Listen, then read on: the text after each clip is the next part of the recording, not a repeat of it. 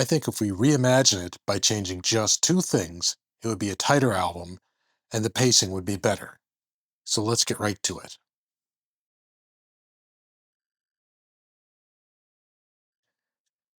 Deep Purple's Who Do We Think We Are followed the band's classic Machine Head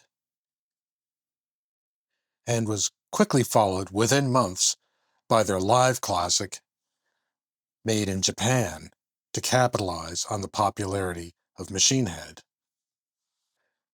Released in 1973, it was the last album for Mark II until they reunited in the 1980s. It's always been overshadowed by the other two, as well as the next album, which followed in 1974, Burn.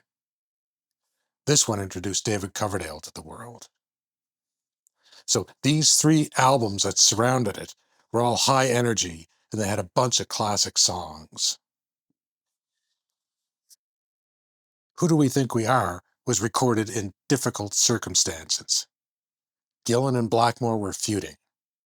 Perhaps it was because Blackmore wanted the band to go in a more obvious and bluesy direction. Maybe it was because the rest of the band were exhausted from the relentless touring, illness, and drama. Whatever the reasons, Who Do We Think We Are lacked the intensity, drive, and sheer inventiveness of those other albums. Instead, it consisted mainly of mid-tempo songs, with a few slow bits thrown in for good measure. I think if we reimagine it by changing just two things, it would be a tighter album, and the pacing would be better. Like Fireball, I would like to swap out one song and change the track sequence. So let's get right to it. Okay, so as I mentioned, we could change two things about Who Do We Think We Are and make a real improvement to the album.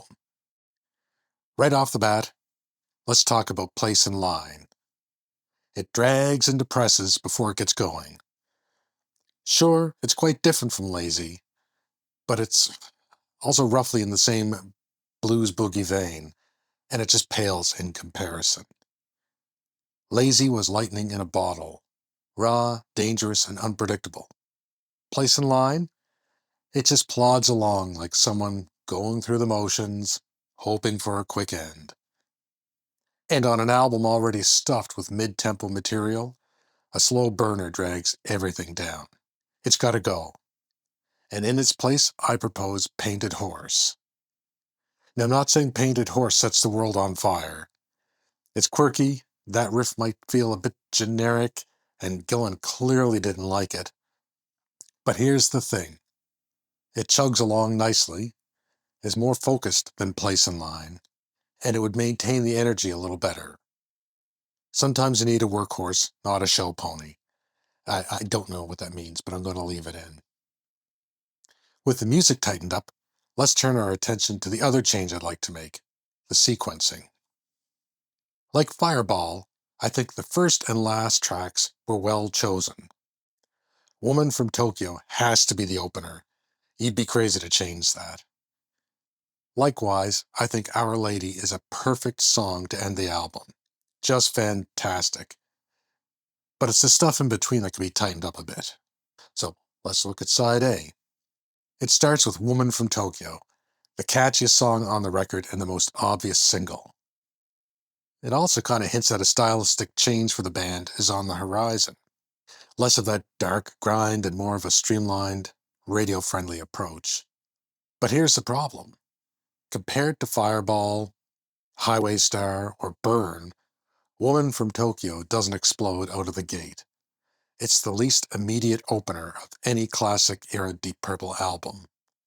It builds slowly, and by the time it gets going, you're already almost a minute in. That means the second track needs to pick up the slack.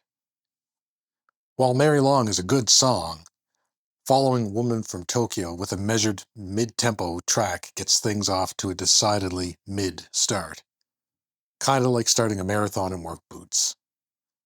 So Mary Long is the first song I would move, and in its place I would put Smooth Dancer. It's fast, Jon Lord's organ just rips, and it's over before you know it. 2.5 minutes of pure momentum.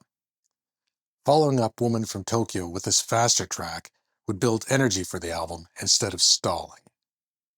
And I think Smooth Dancer leads nicely into Super Trooper. And with these two songs in that position, the album would kick off with a great 1-2-3 punch. By the end of Super Trooper, you've got 3 strong songs under your belt, and the listener is invested. To close out side A, Painted Horse would work perfectly.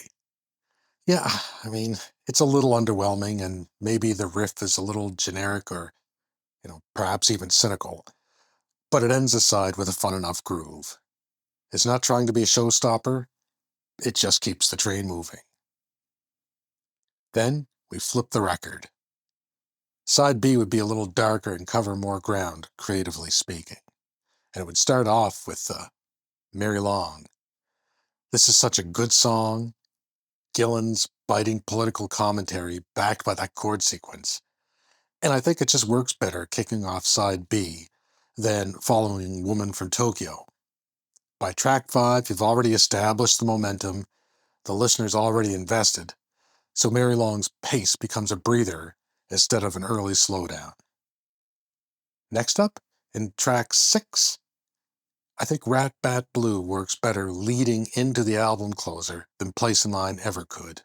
Place in Line really dragged the second side down, especially where it was followed by a slow song. That's just a momentum killer.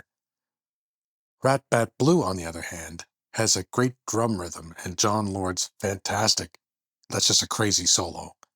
It's one last burst of all-out rock before a quiet end. And in track 7, Our Lady. It's just utterly haunting. It's the perfect closer. After the chaos of Rat Bat Blue, this melancholy feels earned. It's Deep Purple saying goodbye to the Mark II era with something beautiful and unsettling. Lyrically, it's almost as though Gillan was letting everyone in the band know he was going to leave 6 months before he handed in his resignation letter. There you have it. Who Do We Think We Are reimagined with just 2 changes. Drop Place in Line for Painted Horse and resequence the rest. The result? I think you have a better listening experience. Side A builds momentum with 3 strong tracks and then gives you a breather with Painted Horse. And then you flip the record knowing that something special's coming. Side B delivers. Mary Long's social commentary, Rat Bat Blues, final bursts of energy, and then Our Lady's haunting farewell. No momentum breaks, just a tighter, more focused album. This is the Who Do We Think We Are Deep Purple should have released. 7 tracks over 2 sides and a proper send-off for perhaps the greatest lineup in rock history. For your listening pleasure, I've created a playlist so that you can listen to the album as I propose. The link is in the description below. Have a great day.